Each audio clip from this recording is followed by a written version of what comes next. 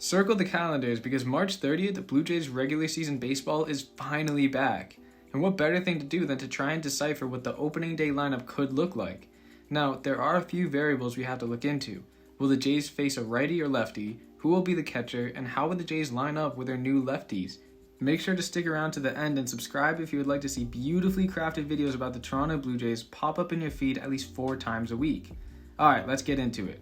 To lead things off, it's George Springer. Ever since he became a Jay, he has been a staple at the top of the lineup. Aaron Judge is unanimously the best, but then Springer is an easy second. In MLB history, only 3 other players have more leadoff home runs in their career, and Springer will easily climb into second place by the end of the season. Batting second, it's Bo Bichette.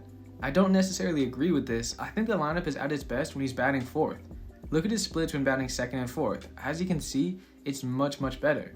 But we saw in the 2 wildcard game last season, he was at the 2 spot, so we'll most likely see that again to open up the year. At third, it's Vladdy. There isn't really much question here from last year. He has stated himself that he loves hitting third rather than second, and the numbers back it up. In 2022, there wasn't too much of a difference, but in 2021, it was massive. It would also give Vlad more opportunities to bat with runners on base, and that's exactly the guy you want to have in those scenarios. Batting cleanup depends on who the catcher will be that day. Kirk catches Manoah and Jano catches Gosman. So the opening day catcher really just depends on who pitches. It will most likely be Manoah, meaning Kirk will be in the lineup. And given how he hit 46% of the time in the 4 spot, it will most definitely be him. This 1 through 4 is exactly the same as what we saw at the end of last year, but I really don't think there's any reason to change what worked. It's the bottom 5 where everything changes. With the inclusions of the new lefties, the lineup will go lefty, righty, lefty to end off. So to pick for this spot, we have Varsho, Belt, and Kiermaier. Kiermaier is an immediate no, leaving the 2 other new guys.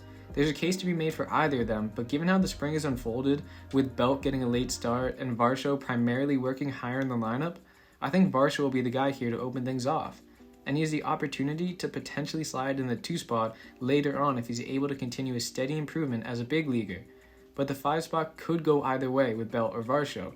Just depends on how they perform in the early months out of the year, and how Schneider elects to split up the lefties and righties in the lineup. Sorry to break up the video, I just wanted to say that these videos take over 5 hours to create, so your subscription would mean the world to me as I try to reach my goal to get monetized. Okay, back to the video. Moving on to the 6th spot, I think it'll be Matt Chapman. This is the spot we saw him bat in most last year, and I think that will be the same going forward. When we acquired him in 2022, the Jays knew what they were getting, a gold glove caliber defender with a plus bat. But last year was a pretty mediocre season offensively for Chapman. There were times when we saw him be the most unstoppable player on the team, and then others, it was like he was batting with a stick. The 2023 offseason doesn't boast any top third baseman now that Machado signed his extension, so Chapman has another huge incentive to have a good season. He won't get the 11-year, $350 million that Machado got, but if he is able to return to his 2018 and 19 form, then there could be a nice payday for Chapman at the end of the year. Then 7th, we pretty much already talked about it, it's Brandon Belt. I'm not going to repeat myself, but you get the gist.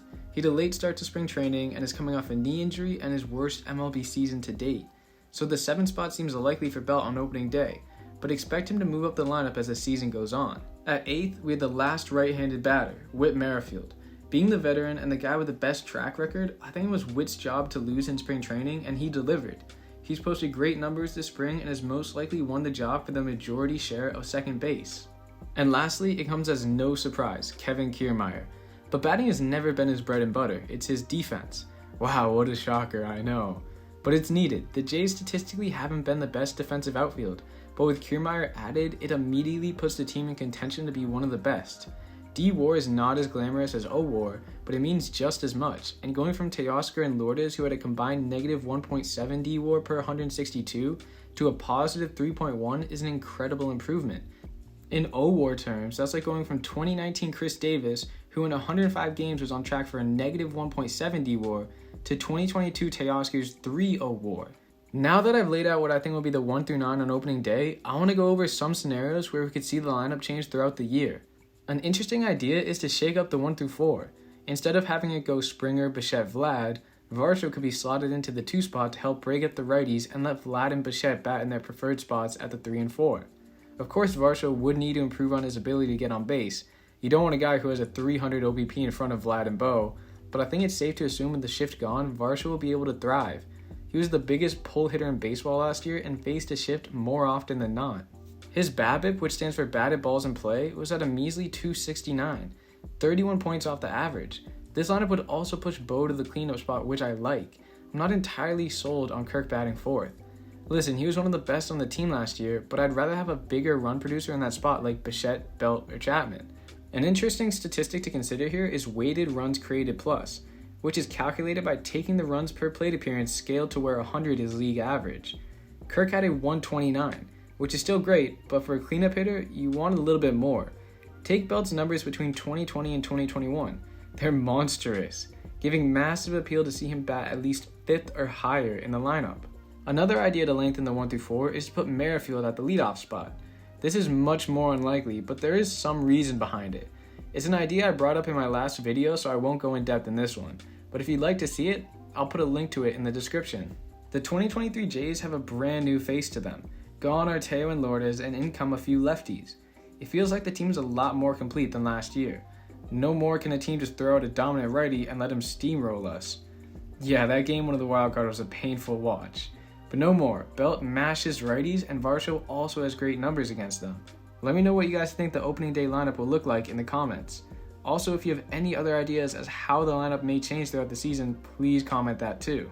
Opening day is just 11 days away, and I'm getting pretty excited, and I hope you guys are too.